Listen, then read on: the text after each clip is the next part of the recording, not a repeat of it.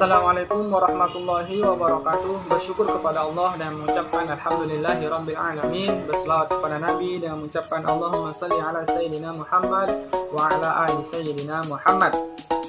Yang terhormat Abangda Muhammad Burhan selaku instruktur kami dalam Polab LK1 HMI Pelaksana Tekmipa Unimed. Nah, di sini saya akan menjelaskan bagaimana pergerakan HMI kepada bangsa Indonesia. Nah, yang pertama yang perlu kita ketahui adalah bagaimana sejarah HMI itu sendiri. Nah, HMI didirikan pada tanggal 5 Februari 1947 di Yogyakarta, atau lebih tepatnya di Universitas Islam Indonesia. Nah, yang ada beberapa faktor yang melatar belakangi berdirinya HMI. Yang pertama yaitu melihat kondisi bangsa Indonesia pada saat itu, kemudian melihat kondisi umat Islam pada masa itu, kemudian yang terakhir melihat kondisi mahasiswa pada masa itu. Nah, bagaimana sebenarnya keadaan umat Islam pada masa saat itu, umat bangsa Indonesia pada situ? Karena pada saat itu ya kan Indonesia baru merdeka, jadi pada masa itu masih banyak terjadi perpecahan di mana-mana, sehingga perlunya diadakannya persatuan dan kesatuan sehingga bangsa Indonesia tidak terpecah. Kemudian bagaimana kondisi umat Islam pada masa saat itu? Kondisi umat Islam pada masa saat itu masih sangat terpengaruhi oleh budaya-budaya lokal, di mana masyarakat Indonesia pada masa saat itu sangat kental dengan kepercayaan mereka terhadap animisme, dinamisme, ataupun kepercayaan kepada suatu benda yang mereka anggap memiliki kekuatan spiritual, contohnya seperti pohon-pohon besar, batu-batu besar, ataupun tempat-tempat sakral lainnya. Kemudian bagaimana pada masa saat itu kondisi mahasiswanya? Karena pada masa saat itu ada terbagi menjadi dua. Yang pertama yaitu ada suatu perguruan tinggi mengandung unsur ideologi sekularisme dan komunisme, sehingga ini sangat mengkhawatirkan mahasiswa.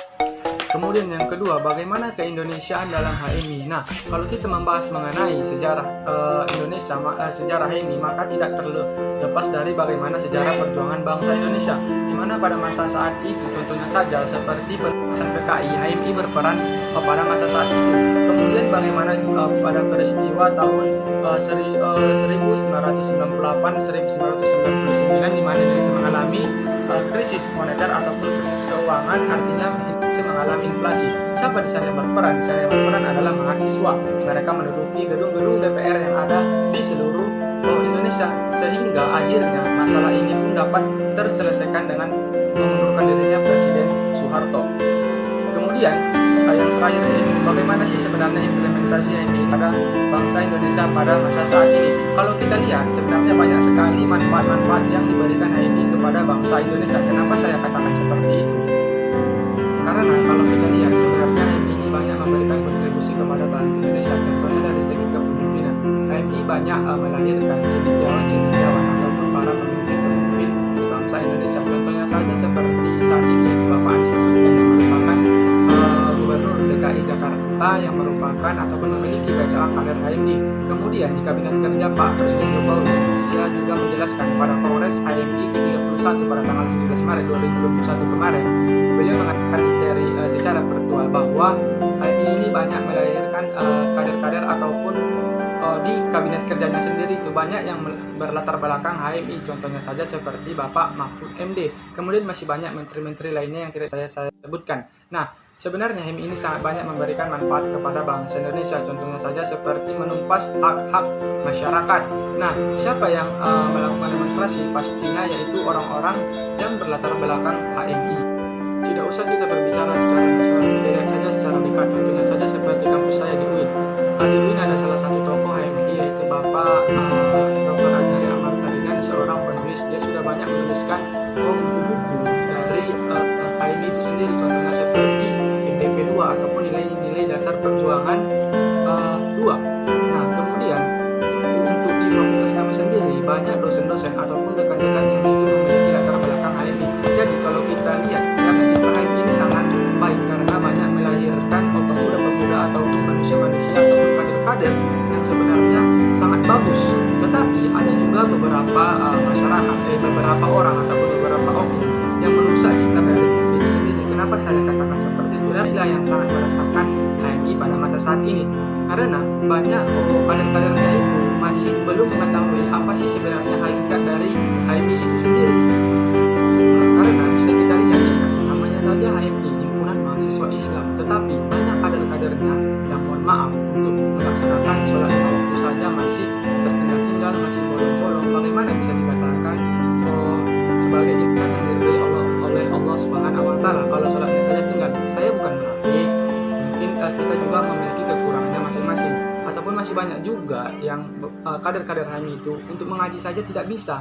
Ini kan sudah sangat miris, padahal nama slogannya tadi HMI, Himpunan Mahasiswa Islam, tapi masih banyak kader-kadernya yang seperti itu. Jadi ini sebenarnya bisa menjadi pembelajaran bagi kita semua untuk kedepannya, agar nantinya kita bisa membina kader-kader HMI ini menjadi lebih baik lagi.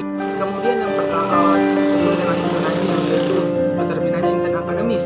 Banyak kader-kader HMI ini mereka malas untuk kuliah, sehingga mereka selalu sibuk dengan berorganisasi sementara kuliahnya tinggal.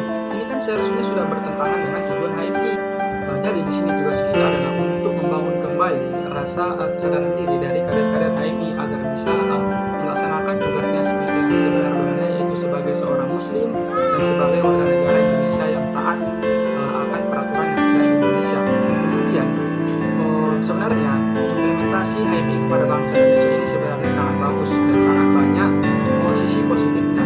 Hanya saja pada masa saat ini, apalagi masa pandemi ini, pergerakan dari HMI itu sebenarnya menurun. Artinya pergerakan HMI itu tidak ada yang nampak, ya kan? Jadi sehingga masyarakat tidak mengetahui bagaimana sih sebenarnya eksistensi dari HMI itu sendiri. Jadi ini merupakan tugas kita bersama agar bisa mengembalikan citra HMI ini di mata masyarakat, sehingga di mata masyarakat HMI ini adalah sebuah wadah ataupun organisasi yang benar-benar memberikan banyak manfaat kepada masyarakat dan umat khususnya dan bangsa Indonesia. Citra HMI ini di mata masyarakat, sehingga di mata masyarakat HMI ini adalah sebuah wadah ataupun organisasi yang benar-benar memberikan banyak manfaat kepada masyarakat dan umat khususnya dan bangsa Indonesia.